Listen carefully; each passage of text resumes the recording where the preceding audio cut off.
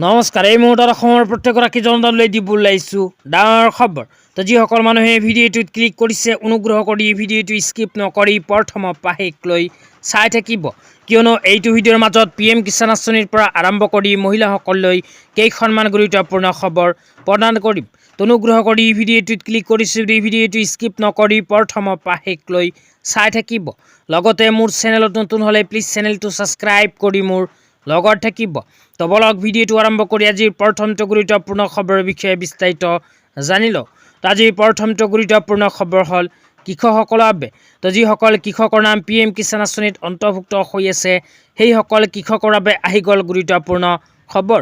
তো আপোনালোকে মোবাইল স্ক্ৰীনত চাব পাৰিছে PM কিষাণ আঁচনিলৈ এনেকুৱা এক বিশেষ আপডেট ইতিমধ্যে আমাৰ হাতত আহি পৰিছে। ইয়াতে কি লিখা আছে পঢ়ি আপোনালোকক বিতংভাৱে বুজাই দিছোঁ, অনুগ্ৰহ কৰি চাই থাকিব। तो ইয়াতে লিখা আছে PM কিষাণ सम्मान निधि योजना का लाभ उठाने के लिए। तो আপোনালোকে যদি PM কিষাণ আঁচনি টকা পাব বিচাৰে তেন্তে এইবোৰ কথা আপোনালোকে মনত ৰাখিব লাগিব। তো তাৰপিছত লিখা আছে ইন বাতों का ৰাখে ধ্যান। তো কি কথা মনত ৰাখিব লাগিব এটা এটাকৈ আপোনালোকক জনাই দিছোঁ। এক নম্বৰত কৈছে আপোনাৰ বেংক খাতে को आधार कार्ड से लिंक ৰাখে। তো আপোনাৰ বেংক একাউণ্টখন আধাৰ কাৰ্ডৰ লগত লিংক কৰি ৰাখিব লাগিব।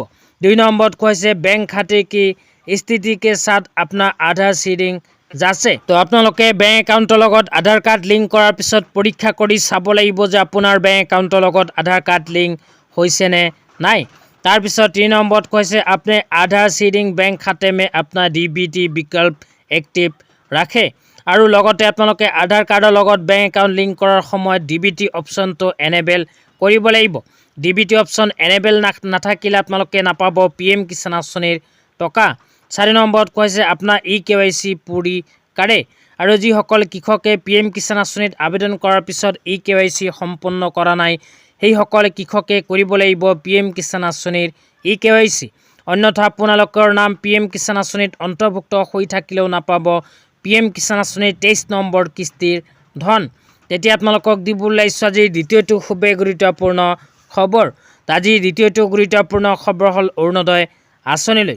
তো যিসকল মহিলাৰ নাম অৰুণোদয় আঁচনিত অন্তৰ্ভুক্ত হৈ আছে সেইসকল মহিলাৰ বাবে বিজেপিৰ ফালৰ পৰা প্ৰদান কৰা প্ৰতিশ্ৰুতি অনুযায়ী অৰুণোদয় আঁচনিৰ টকা 1250ৰ পৰা পৰ্যায়ক্ৰমে 3000 টকালৈ বৃদ্ধি হ'ব।